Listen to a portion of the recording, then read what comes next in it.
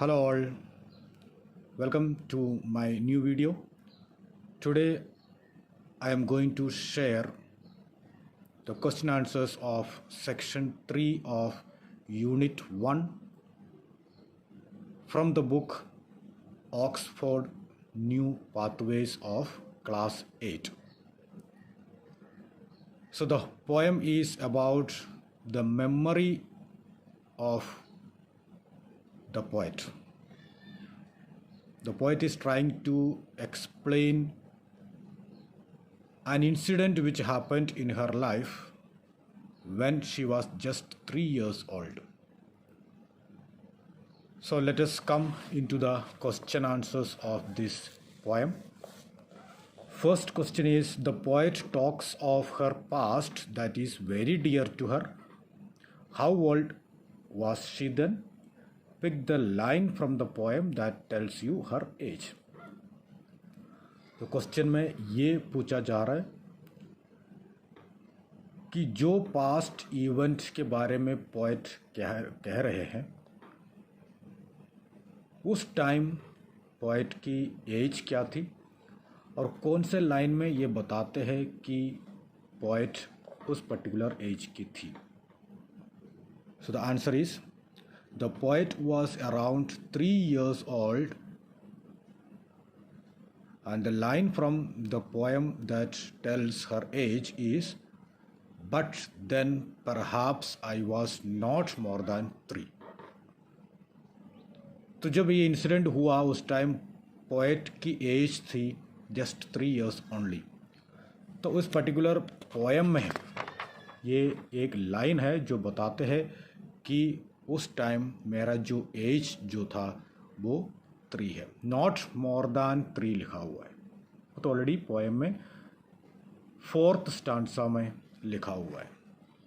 So now the question number 2, what is the poets oldest memory.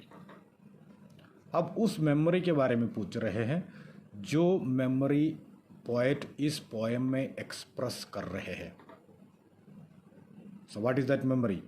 The poet's oldest memory was of an old woman wrapped in a red shawl sitting behind a house with a grey cat on her lap. So poet's oldest memory क्या है. एक old woman जो shawl ओढ़ी हुई है, red shawl ओढ़ी हुई एक बूढ़ी सी औरत बैठी हुई है. कहाँ बैठी हुई है? अपने जो घर है बिहाइंड द हाउस, अपने घर के पीछे बैठी हुई है और जिसके लाप में मतलब गोदी में एक ग्रे कलर का कैट भी है, ग्रे कलर की एक बिल्ली है. And she offered the poet some bilberries and cream. और जब पोएट उधर से निकल रही थी तो उस time the woman asked her if she would like to have some bilberries and cream. तो वो जो लेडी है वो लेडी पोएट को बिलबेरीज और क्रीम ऑफर कर दिया. So now question number 3, what are the words of the old woman that the poet remembers. What do they show about her. तो ओल्ड वुमन की जो बात उसके द्वारा कही गई थी वो बात कौन से वर्ड्स में पोएट एक्सप्रेस करते हैं. तो वर्ड्स लिखा हुआ है. The old woman asked the poet if she would like some bilberries and cream, and that was the question which was asked by the old woman. Old woman ने ये पूछा, क्या आप कुछ बिलबेरीज और क्रीम खाना चाहते हैं. बिलबेरीज ऑफ कोर्स मुझे लगता है कि आपको मालूम होगा जस्ट लाइक जामुन है, जामुन जैसे ही है लेकिन जामुन नहीं है. जामुन जैसे ही एक कलर का you can see that एक type of berry it is, bilberries. and bilberries और cream आपको पसंद है क्या, आपको खाना है क्या, ये पूछ रहे थे. and these sentences, these words express the question which was asked by the woman. It shows that the old woman was the really kind and compassionate woman who loved children. और इस पर्टिकुलर सेंटेंस से ये समझ में आता है कि ये जो औरत जो थी, ये जो लेडी थी, वो लेडी बहुत काइंड और कंपैशनेट है, दयालु है. ये बात उस लाइन से समझ में आ रहा है। और ये भी समझ में आ रहा है कि that lady was really a good girl, good lady and she loved the children. बच्चों को बहुत प्यार करते हैं, ये बात समझ में आ गया। Now question number 4, what does the poet remember the old woman doing? तो ओल्ड वुमन क्या कर रही थी उस time? The poet remembers that the old woman was humming a song, एक गाना, मन ही मन एक गाना गा रही थी। That is what she means the poet remembers about the woman's doing. Now question number 5, how does the poet remember the road? Do you think that the road is being compared to something else?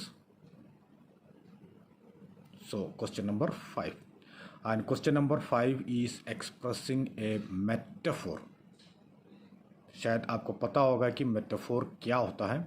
So metaphor एक poetic device है, figure of speech है, which is just to say about something and which is compared to something else which cannot be related together. ऐसी चीज़ों से compare किया जाता है जिससे वो कंपेयर होता ही नहीं है। एक्चुअल में इसका मीनिंग नहीं निकलता है, लेकिन इनडायरेक्टली इसका मीनिंग निकाला जाता है। That is a metaphor. For example you can say heart of stone, stone का heart of stone, an example it is. So that is metaphor. So but that is not the question here. Question is how does the poet remember the road? So जो road उसके सामने दिख रहे थे, उस road के बारे में क्या कह रहे हैं? एंड ये जो रोड है, ये रोड और किसी चीज़ से कंपेयर्ड है क्या, ये पूछ रहे हैं।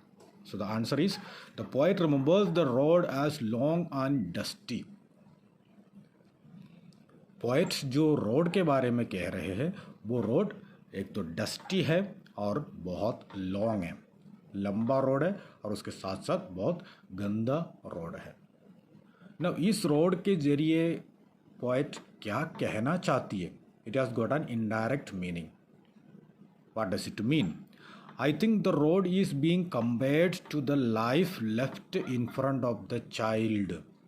तो ये रोड के जरिए ये बताना चाह रहे हैं कि जो लाइफ अहेड है उस पर्टिकुलर गर्ल, मीन्स जो पोएट पर्टिकुलर गर्ल की जो लाइफ अहेड जो है, उस लाइफ के बारे में पोएट एक्सप्लेन करना चाह रहे हैं। लाइफ के बारे में क्या एक्सप्लेन कर रहे हैं? The long and dusty refers to the arduous task of growing up and living in the world with all its struggles and problems. तो जो डस्टी लॉन्ग रोड जो है, उसके ज़रिए ये पोएट यही कहना चाह रहे हैं कि जो लाइफ अहेड जो है, उस पर्टिकुलर गर्ल जो 3 इयर्स की है, उसकी एज जो है, आगे की जो एज है, आगे के एज जो है जब बड़ी होती जाएगी, जैसे कि जैसे बढ़ती जाएगी, वैसे उनकी लाइफ में मुश्किलों का सामना करना पड़ सकता है। द टास्क, आर्डस टास्क मतलब डिफ़िकल्ट टास्क, उसको आगे जैसे वो ग्रो अप होगी वैसे उसको बहुत सारे डिफ़िकल्ट सिचुएशंस का सामना करना पड़ेगा। इस वर्ल्ड में जो है उसके सामने बहुत सारे स्ट्रगल्स एंड प्रॉब्लम्स उसके सामने फेस करने के लिए होगा। ये बात इस पर्टिकुलर रोड से कंपेयर किया जा रहा है पोएट। तो पोएट यही कर रहा है, the long and dusty road को उस पर्टिकुलर गर्ल के लाइफ से ही कंपेयर कर रहे हैं। मतलब अभी जैसे रोड लॉन्ग एंड डस्टी है, उसी तरह होगी उसकी इस पर्टिकुलर गर्ल के आगे के लाइफ, मतलब मुश्किलें भरी होगी। Okay, so now question number 6, why do you think the poet uses a simple conversational style of writing in the poem? You can see in the poem that it is a way of conversing with somebody. किसी से बात करते हैं, उसके जैसे ये poem लिखी हुई है। कैसे? The poet uses a simple conversational style of writing in the poem because the memory being shared here is of a 3-year-old girl. तो इसीलिए वो एक कन्वर्सेशनल फॉर्म ऑफ राइटिंग इसीलिए उसने यूज़ किया क्योंकि एक 3 साल की जो बच्ची है, उस पर्टिकुलर गर्ल की मेमोरी बता रहे हैं, इस वजह से इसको एक कन्वर्सेशनल फॉर्म में डाल दिया। And since children have a very simple outlook towards life, the poet uses this style of writing. तो ऐसे लगता है कि जैसे बच्चों के लिए बहुत सिंपल लाइफ के बारे में एक सिंपल आउटलुक होता है, और उस पर्टिकुलर सिंपल आउटलुक की जैसे ही, मतलब जैसे एक बच्चों के मन में एक लाइफ क्या इतना आसान सिंपल लाइफ होता है, लेकिन आगे वो डिफ़िकल्टीज भरा हुआ रहता है, but of course in the beginning it is really very simple life. तो उस सिंपल लाइफ को दिखाने के लिए ही ये पोएट कॉन्वर्सेशनल स्टाइल यूज़ किया है। Now next question number 7, then I grew up, you see what is the poet's tone here, why do you think so. So the poet कह रहे हैं कि देन आई ग्रू अप, जब वो बड़ी हो गई, what is the poet's tone here, जैसे वो कहती है कि जब मैं बड़ी हो गई कहती है, तो उस टाइम पोएट की फीलिंग क्या है, उसके टोन क्या है। तो answer is I think the poet has a melancholic tone here.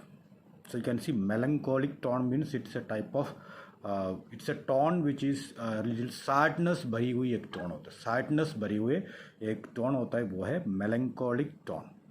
And I think so because growing up is a difficult journey.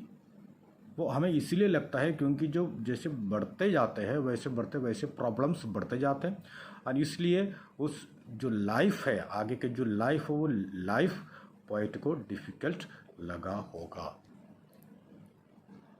As we grow up the difficulties in our lifes increase. Life में जो difficulties है वो difficulties बढ़ती जाती है जब हम बड़े हो जाते हैं। सो now question number 8. So those questions are to be done in the book that you can do it by yourself. Now question number 9. Pick out the words or phrases that are repeated. Why does the poet use this literary device? तो ऐसे कौन से words and phrases है जो बार बार repeat हुआ है, और ऐसे रिपीटिशन क्यों यूज़ किया पोएट के द्वारा। So the answer is the words which are repeated और the phrases which are repeated are it was long ago, so long ago. So these two phrases are there which are repeated many times. And why they are repeated? I think the poet repeats these phrases so to emphasize that the memory is very old. तो ये बार बार repeat इसीलिए कर रहे हैं क्योंकि वो poet ये emphasise करना चाहते हैं, यानी ज़्यादा स्ट्रेस इसी पे देना चाहते हैं कि दिस पर्टिकुलर इंसिडेंट जो है, ये इंसिडेंट बहुत पुरानी इंसिडेंट है। वो शो करने के लिए ये जो लॉन्ग एगो की जो बात है, वो बात को बार बार रिपीट कर रहे हैं। The literary device of repetition adds a poetic touch to the retelling of the memory. तो जो लिटरेरी डिवाइस में यूज़ किया, लिटरेरी डिवाइस कौन सा यूज़ किया, रेपिटिशन का डिवाइस यूज़ किया है। इसके ज़रिए जो है पोएटिक टच में जो जब एक कहानी बताई जाती है तो उसमें एक पोएटिक टच बढ़ जाती है। जब पुरानी इंसिडेंट्स जब बताते हो तो कहानी के जैसे बन जाता है, वो नहीं है। तो इसमें ये रेपिटिशन लाने से क्या हो गया, ये एक पोएम जैसे बन गया है। So that's why this phrases are repeated in this particular poem. So now question number 10. Pick out the rhetorical question in the poem. Why do you think the speaker asks this question? So rhetorical questions means those questions होते हैं जिसको actually पूछा नहीं जाता है, just puts a statement। तो ये actually एक क्वेश्चन जैसे होता है ये, लेकिन ये एक्चुअली आपसे क्वेश्चन नहीं पूछ रहा है। ऐसा क्वेश्चन है जिसमें आंसर की तो ज़रूरत है ही नहीं है। ऐसे जो क्वेश्चंस होते हैं उनको ये रेटोरिकल क्वेश्चंस कहते हैं। और इस पर्टिकुलर पोएम में भी एक रेटोरिकल क्वेश्चन है, और उस पर्टिकुलर क्वेश्चन को क्यों यूज़ किया, that is what is the question. And in this poem we can see that the first line of the poem जो है वो एक रेटोरिकल क्वेश्चन है। The first question, first line you can see, I will tell you shall I something I remember. तो इसमें जो है I will tell you shall I और समथिंग आई रिमेंबर, क्या मैं आपसे ऐसे कुछ बात बताऊं जो मुझे अभी याद आ रही है, जो मेरे मन में जो बात आ रही वो बात मैं क्या मैं आपसे शेयर करूं। तो ये एक्चुअली आपसे पूछ नहीं रहे, वो एक्चुअली बता रहे कि मैं ये कहानी बताने जा रही हूँ, वो बता रही है, इस वजह से वो स्टार्टिंग में वो क्वेश्चन लिखा है। लेकिन आपसे इस क्वेश्चन के आंसर के लिए मांग ही नहीं रहे, क्योंकि अगर आपसे पूछ रहे तो आप अगर नो बोले तो क्या यह पोएम नहीं बताई जाएगी, इंसिडेंट नहीं बताई जाएगी? नहीं। तो इस वजह से ऐसे जो क्वेश्चंस होते हैं, जो क्वेश्चंस आंसर के लिए नहीं डाला जाता है, but just in order to begin something, begin some poems and so on, this particular question is placed, and so such type of questions जो है उनको rhetorical questions कहा जाता है। The poet, the answer you can see here, explanation, the poet wants to share her childhood memories with the readers, वो readers से अपने childhood memories share करना चाहते हैं, and children tend to do what they want, so the poet's use of a rhetorical question is a great opening for a poem that is narrating a childhood experience। तो children tend to do what they want, children अपनी मर्जी से कुछ भी करना चाहते हैं, इसलिए वो बच्चों की जो माइंड है वो माइंड डाइवर्ट करके इस पर्टिकुलर पोएम में लेके आने के लिए एक ऐसे क्वेश्चन पुटअप किया जाता है बच्चों के हिसाब से, क्योंकि जब आप एक चाइल्डहुड एक्सपीरियंस बताने जाते हैं, ऐसे सच क्वेश्चंस जो है वो थोड़ा इंटरेस्टिंग क्रिएट किया जाता है। Okay, so she is not seeking permission here, actually ये परमिशन नहीं पूछा जा रहा है, but she is just she is just sharing her thoughts, बस वो अपनी जो चाइल्डहुड की जो थॉट्स है वो थॉट्स बस शेयर करना चाहती है। Okay, so this are the question answers of this section 3 ऑफ unit 1। So hope you understood it. If in case any doubt is there, you can comment me here. I can explain any of the question answers of this unit 1. So I have sent the question answers of unit 1 section 1, 2 and 3. Okay, so the next video I will come with the unit 2 section 1's question answers. So be tuned. So thank you very much for watching. Thank you.